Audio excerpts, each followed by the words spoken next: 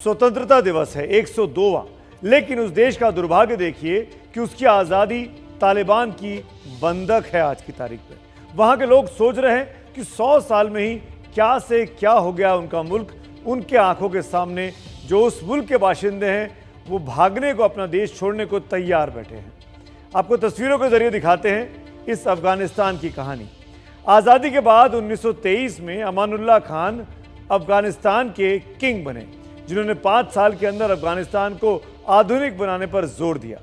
1950 आते आते अफगानिस्तान पर सोवियत संघ के साम्यवाद का लाल रंग चढ़ने लगा और 1970 तक आधुनिकता किस कदर वहां की हवाओं में घुल गई थी उसको इन तस्वीरों से समझ सकते हैं। तब तक सीनेट में महिलाएं पहुंचने लगी थी, महिला जज हो चुकी थी और 8% महिलाएं नौकरियां करने लगी थी।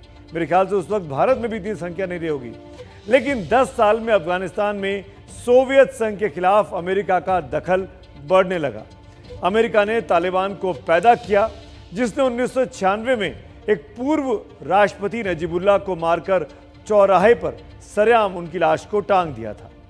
2001 में तालिबान राज खत्म हुआ तो अफगानिस्तान पर फिर आधुनिक विकास की तरफ वो देश बढ़ा और ये झलक पिछले साल तक साफ साफ दिखाई दे रही थी कि मॉडर्न कंट्री के तौर पर अफगानिस्तान के बारे में सोचा जाने लगा था, लिखा जाने लगा था।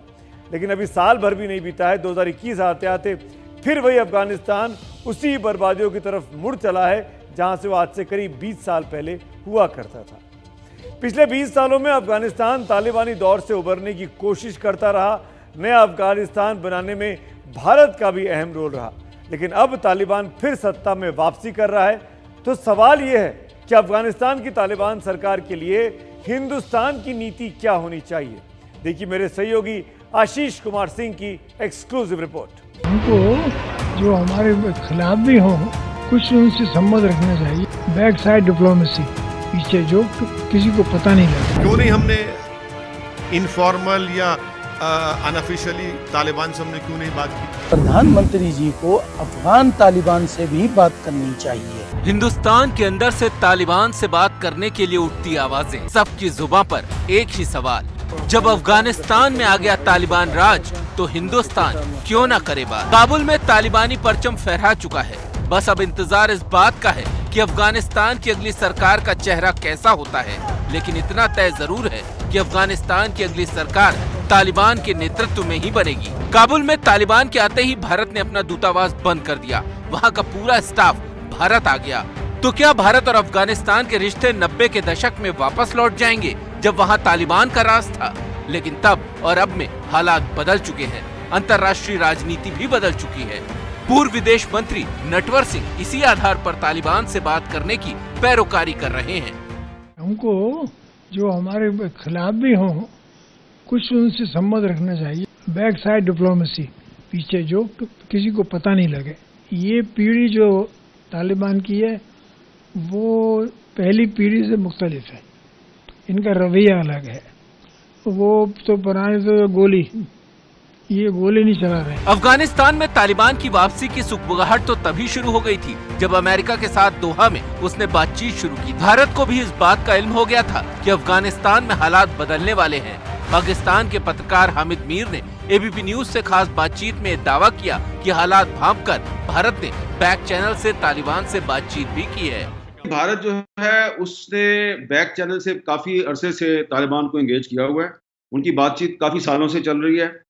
जो मुल्ला अब्दुल सलाम ज़ईद साहब हैं, जो पाकिस्तान में तालिबान के एम्बेसडर थे, तो वो 2013 में इंडिया आए थे।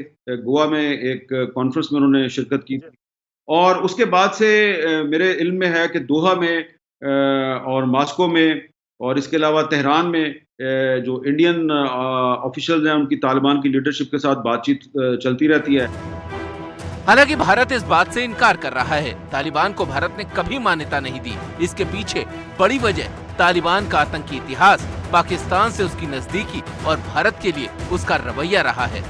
भारत अफगानिस्तान में भारतीय मिशनों पर हुए हमलों में तालिबान को मददगार और जिम्मेदार मानता है। 1999 में IC-814 विमान के अपहरण की याद अब भी ताज़ा है। तालिबान से बात करके अफगान सरकार से भारत सरकार के रिश्ते खराब हो सकते थे। लेकिन इस बार तालिबान का नरम रुख दिख रहा है। वो सबको साथ लेकर चलने की बात कर रहा है। पूर्व विदेश मंत्री नटवर सिंह मानते हैं कि भारत को हालात देखकर ही कोई कदम उठाना चाहिए। तालिबान कब तक सह सकते हैं कि भाई हिंदुस्तान से हमारा कोई रिश्ता नहीं हो, और हमने बहुत वहाँ इन्वेस्ट कर रखा है, $3 ट्रिलियन इन्वेस्ट कर रखे हैं पिछले 10-12 साल में।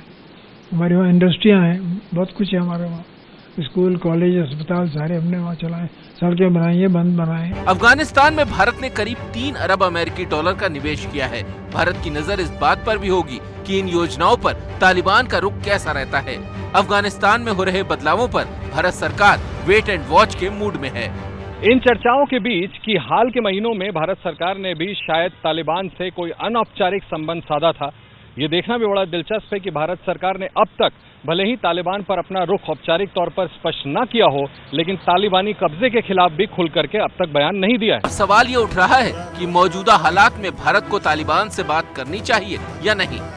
अब वो वक्त जा चुका है जब आपको उनके साथ में अर्जेंटली बात करनी चाहिए, लेकिन कुछ रिलेशनशिप ज़रूरी है मेंटेन करनी, क्योंकि आपको अपने लोग वहाँ से इवैक्यूएट करने हैं, तो वो उन्हीं की मदद से होगा। अगर तालिबान की सरकार बनती है, या जैसे कहते हैं इंक्लूसिव गवर्नमेंट, जो भारत भी देख रहा है, अगर बनती है तो उनके साथ आपको क्या दुनिया के सभी लोगों को धीरे धीरे बातचीत करनी पड़ेगी। अफगानिस्तान में तालिबान की सरकार आने पर भारत के सामने 3 बड़ी चुनौतियां हैं। पहली चुनौती सुरक्षा से जुड़ी हुई है।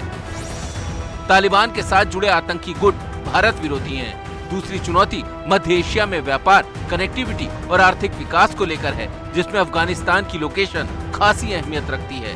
तीसरी दिक्कत चीन और पाकिस्तान को लेकर है, जो तालिबान से पहले ही अच्छे रिश्ते बनाए हुए हैं। चीन और रशिया ने अपनी एम्बेसीज भी नहीं हटाई हैं वहाँ से। भारत ने अपनी एम्बेसडर और अपनी एम्बेसी को वापस बुला लिया है। ऐसे बहुत से लोग हैं, अमेरिकन और वेस्टर्न कंट्री सब निकाल रहे हैं वहाँ से। तो अब आगे देखिए, वेट एंड वॉच जो है बड़ी अच्छी बात है। देखना पड़ेगा कि क्या अब आगे किस तरह का करवट लेता है। पड़ोसी देश में जब भी नई सरकार बनी है, भारत उनसे बातचीत करता रहा है। अफगानिस्तान की नई सरकार के साथ भी ऐसा हो सकता है, लेकिन ये इस बात पर निर्भर करेगा कि तालिबान 2.0 तालिबान 1.0 से कितना अलग है। ये इस बात पर भी निर्भर करेगा कि भारत जैसी सोच वाले देशों का रुख तालिबान के लिए कैसा होता है।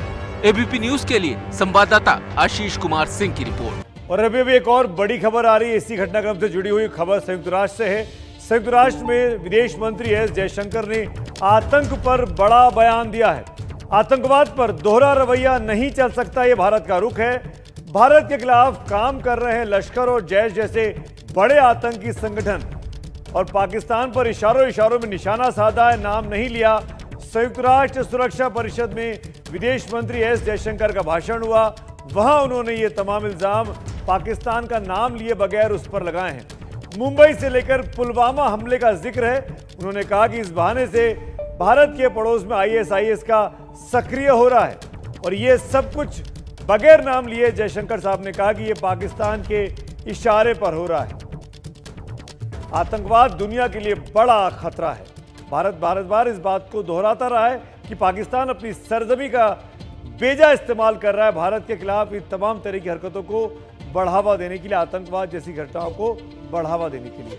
पाकिस्तान से भारत के रिश्ते चाहे जितने भी कड़वे रहे हों, लेकिन दोनों देशों के बीच किसी न किसी स्तर पर कूटनीतिक रिश्ते बने रहे। दूतावास से लेकर वाणिज्यिक दूतावास तक चलते रहे, चाहे कितना भी खराब दौर क्यों ना आया हो।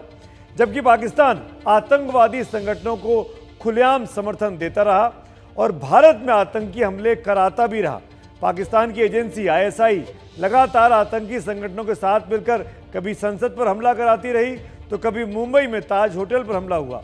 इसी तरह हो सकता है कि तालिबान सरकार के साथ भी भारत के रिश्ते बने, लेकिन वो ठंडे रहें, उन पर कोई गर्माहट ना हो, लेकिन ये चीज़ें चलती रहें, क्योंकि दो मुल्कों के बीच बातचीत तो होनी चाहिए, वो एक रास्ता खुला होना चाहिए। ऐसा हुआ, अब तो सवाल कुछ खड़े होते हैं। सवाल ये है कि क्या तालिबान की जो नई सरकार बन रही है, वो भारत के द्वारा चलाए जा रहे अफगानिस्तान में तमाम प्रोजेक्ट्स को चलने देगी? क्या भारत के साथ ये तालिबान की नई सरकार बेहतर संबंध बनाने की कोशिश करेगी? क्या ये नई तालिबान की सरकार पाकिस्तान की शह पर नहीं चलेगी और हिंदुस्तान की बात भी सुनेगी? और क्या आतंकवादियों को POK तक नहीं पहुंचने देगी ये नई तालिबान की सरकार, यानी अपनी जमीन का इस्तेमाल भारत के खिलाफ आतंकी गतिविधियों को बढ़ाने के लिए नहीं करने देगी, जैसा कि भारत की शर्त पाकिस्तान के लिए भी हमेशा रही है। ये सवाल इसलिए जवाब मांग रहे हैं कि भारत और अफगानिस्तान का कारोबारी रिश्ता बहुत मजबूत रहा है। दक्षिण एशिया में अफगानिस्तान का सबसे बड़ा बाजार भारत ही है। दोनों देशों का कारोबार देखें तो साल 2019-20 में 10,850 करोड़ रुपए का कारोबार हुआ, 2020-21 में 9,860 करोड़ रुपए का, और इस साल अप्रैल से जुलाई के बीच सिर्फ 1,456 करोड़ रुपए का, जो कि अब और कम हो सकता है जब वहां पर अमेरिकी जा चुके हैं और तालिबान अपनी हुकूमत लाने की तैयारी कर रहे हैं। और अब इस पर भी खतरा मंडरा रहा है, क्योंकि खबर यह भी है कि तालिबान ने भारत के साथ आयात और निर्यात को रोक दिया है। अगर इन दोनों देशों का कारोबार ठप पड़ गया तब क्या होगा? भारत का 8% चीनी निर्यात रुक जाएगा, यानी भारत से चीनी जो जाती है अफगानिस्तान वो रुक जाएगी। भारत में ड्राई फ्रूट्स महंगे हो सकते हैं, क्योंकि 85% ड्राई फ्रूट्स, सूखा मेवा जिसको कहते हैं, वो अफगानिस्तान से भारत आता है। निर्यात रुकने से भारतीय कारोबारियों को बहुत बड़ा घाटा हो सकता है इस कोविड काल में, जब ऑलरेडी व्यापारी बड़ा घाटा झेल रहे हैं। और अफगानिस्तान का भी कारोबारी सिस्टम पूरी तरीके से चरमरा सकता है, क्योंकि वो भारत के भरोसे ही चल रहा था। भारत और अफगानिस्तान के संबंध आने वाले दौर में कैसे होंगे, ये इस बात पर निर्भर करता है कि तालिबान का रुख भारत के लिए कैसा रहने वाला है। तालिबान के नए दौर के नेता दावा कर रहे हैं कि वो इस बार बदल गए हैं, वो मॉडरेट हो गए हैं, वो सुधारवादी हैं, लेकिन उनकी कथनी और करनी का अंतर कुछ और बताता है। तालिबान भले ही कितना भी बदलने का दावा करे, बंदूकों से प्यार और दहशत फैलाने की उसकी आतंकी सोच सामने आ ही जाती है। काबुल एयरपोर्ट पर तालिबानी आतंकियों का ये तांडव देखिए, कार की आवाजें सुनिए, दहशत से रोते हुए बच्चों महिलाओं को देखिए।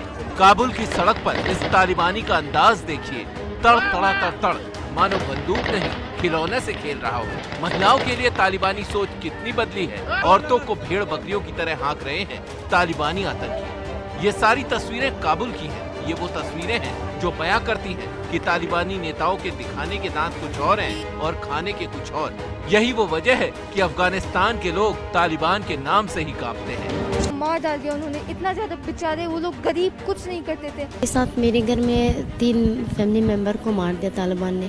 बिना बुर्का बाहर आए, अगर किसी टैक्सी ड्राइवर उनको पिकअप करके लेके जाए तो हम उन टैक्सी ड्राइवर को भी बंद करके अंदर बंद करेंगे। जो लास्ट फ्यूचर में उन्होंने किया है लोगों के साथ, अभी किसी को भरोसा नहीं। 20 साल में अफगानिस्तान काफी आगे बढ़ गया है और अब लोगों को 18वीं सदी के नियमों में जीना रास नहीं आ रहा। इसीलिए तालिबान के खिलाफ आक्रोश बढ़ रहा है, लोग विरोध कर रहे हैं। महिलाएं भी तालिबानी दौर में लौटना नहीं चाहती, लिहाजा वो भी सड़कों पर है। लेकिन जिस तालिबान के आगे अफगानिस्तान की सेना ने घुटने टेक दिए, वो आम नागरिकों पर भला कहां रहम करने वाला है। तालिबान का ये वो चेहरा है जो दुनिया जानती है। इस बार तालिबान के नेता एक दूसरा चेहरा सामने रख रहे हैं। वो ये बताने की कोशिश में है कि वो बदल चुके हैं। अफगानिस्तान से भारत लौटे पत्रकार शुभजीत भी मानते हैं कि हकीकत हो या मुखौटा, लेकिन बदला बदला है तालिबान। मैं एयरपोर्ट के रास्ते में था, वो पूछा कि कहाँ जाना चाहते हो, तो मैंने कहा हिंदुस्तान,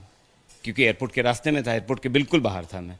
तो पूछा, मेरे तरफ देखा, बोलता हिंदुस्तान, इंडिया या अमेरिका, इंडिया के बहाने अमेरिका। तालिबान 2.0 ये समझ चुका है कि दुनिया का भरोसा जीतने के लिए उसे अपने तरीके बदलने होंगे। दुनिया भी यही उम्मीद कर रही है, लेकिन पल पल बदलती उनकी जुबान कुछ और ही कहानी कह रही है।